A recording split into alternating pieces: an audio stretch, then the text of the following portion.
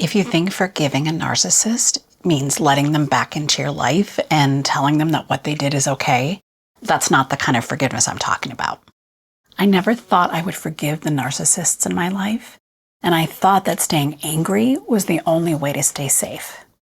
Today I'm going to show you how that changed and why forgiving them was the only way that I could come to terms with the abuse that I had suffered.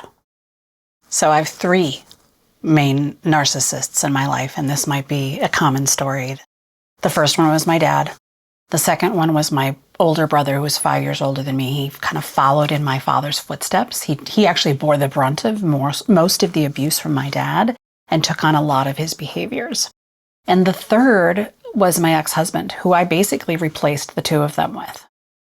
All 3 of them followed the same patterns. They belittled me. They gaslit me. They made me feel less than.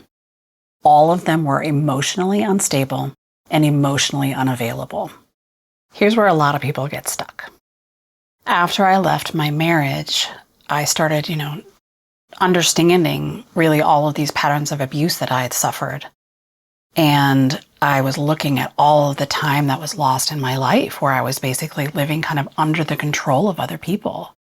And I was in my 40s when I left my marriage, so this was a lot of time. And I felt, profoundly sad about that, but also really angry.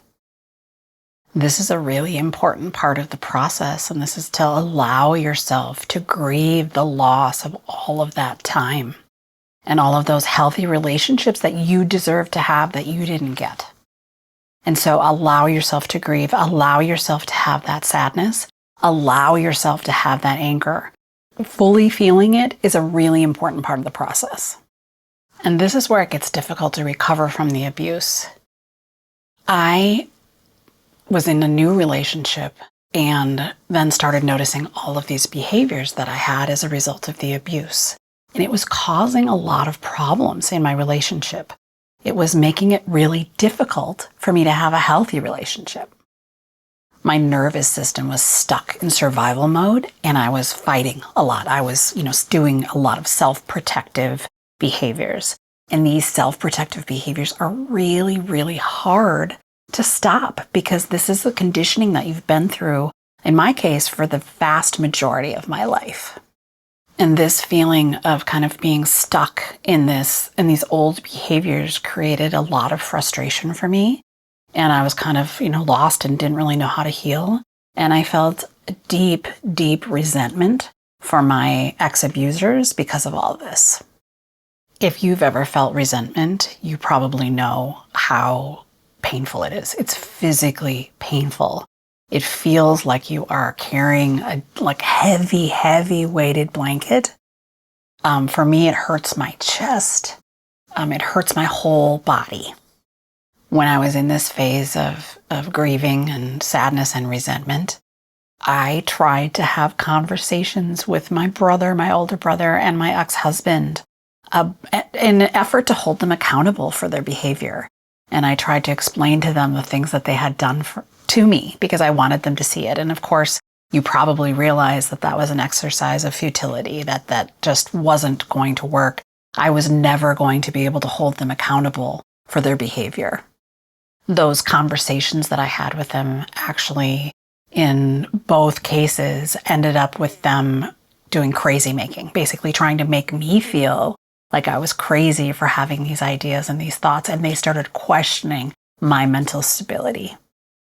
My dad, who was, my original abuser, died when I was in my 20s, and so I never really had any closure. I didn't go to him to have this conversation, and I know it.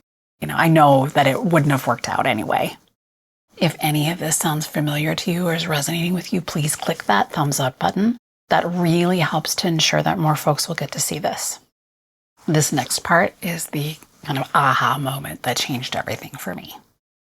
I felt so stuck because of all of this resentment and the heaviness that I was carrying, and I was highly motivated to have a new and healthy relationship.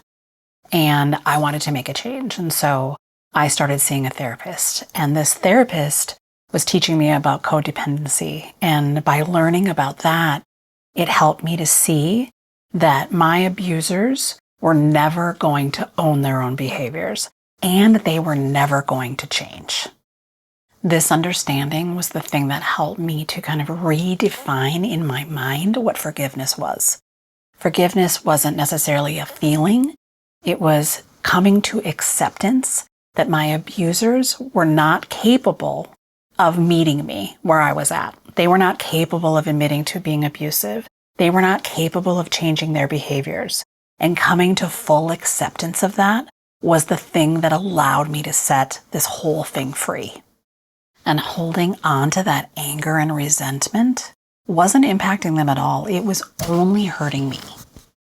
I just want to take a moment and let you know that I have created a mental health resource guide that contains information about all the things that I've done over the past several years to heal myself from this abuse. And I want to share that with you.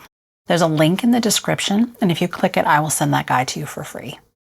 This next part is a really important part of the healing process. I was still in an active relationship with my ex-husband because he was co-parenting. I have two children with him. And of course, I was still in a relationship with my brother, and they were still actively abusing me. And once I saw all of this with clarity, I just decided I wasn't going to tolerate it anymore. And so I started setting boundaries. I set pretty strong boundaries. And in the case of my brother, I don't spend much time with him at all anymore.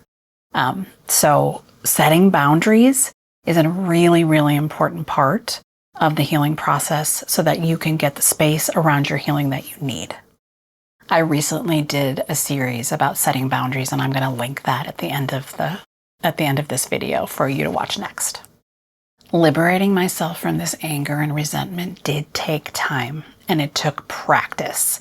And I really started just to pay attention to how my body was reacting to their behavior.